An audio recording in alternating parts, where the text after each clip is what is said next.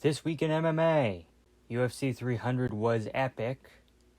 Pereira and Holloway make highlights for the ages, and Conor McGregor is back. This and much, much more. Let's get into it. First up, we got the results from UFC 300. I went 9-4 in predictions, not too shabby. Couple of lowlights were every fighter asking for a bonus, and Bo Nickel being on the main card. I'm still not over that. A couple of highlights were Bilal getting booed. Andrade did a 360 spin into a hammer fist. DC said it was a waste of time and energy and that he didn't understand it. This guy is no fun. A wild Don Fry appeared. Renato Moicano made a crazy comeback. Get Joe Rogan on his podcast. Lopez just has nutty power, and he might be the guy to take the belt off to Poirier.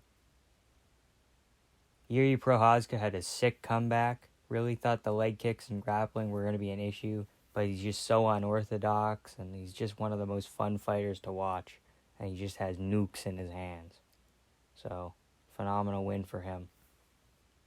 Arman Tsarukyan fought twice on Saturday, making the quickest turnaround in UFC history. The undefeated Chael P. Sonnen is going to be inducted into the Hall of Fame. Very deserved. For most of Holloway Gaethje, my jaw was on the floor. Fight of the night, performance of the night, one of the greatest fights I've ever seen. A surreal buzzer beater knockout. You could kind of just feel it in the air the entire night.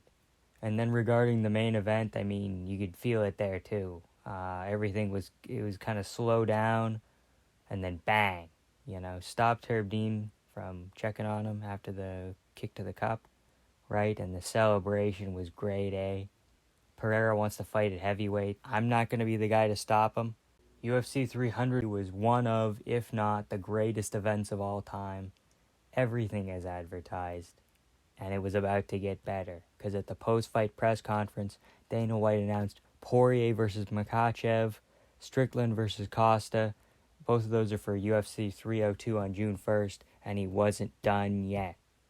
The news we've all been waiting for, Conor McGregor versus Michael Chandler, 170 pounds, UFC 303, June 29th, 2024. The notorious Conor McGregor makes his long-awaited return.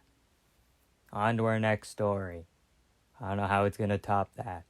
There's been a lot of backlash about Strickland's fighter pay. I'm just going to put it in perspective here. The average yearly U.S. wage is $60,000. Even if half of Strickland's pay goes to taxes, coaches, managers, and other fees, he's still making 166% of what the average Joe makes in a year, in one fight. New gloves got announced.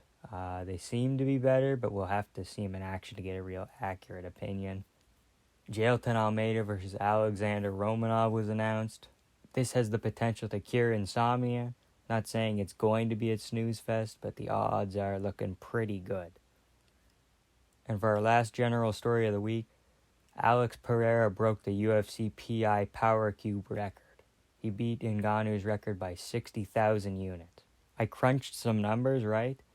And when Alex Pereira connects with a full power right hook, he hits you with the equivalent of $1 million stacked in $5 bills, a gorilla, a lion, a Kawasaki Ninja 650 2024, a reindeer, or 4 bags of cement. Again, that's not a gorilla or a motorcycle hitting you. That's Alex Pereira hitting you with a gorilla strapped to his fist. Makes sense the way he rolled Hill's eyes into the back of his head. For this week's top tweet, Marvin Vittori shorts.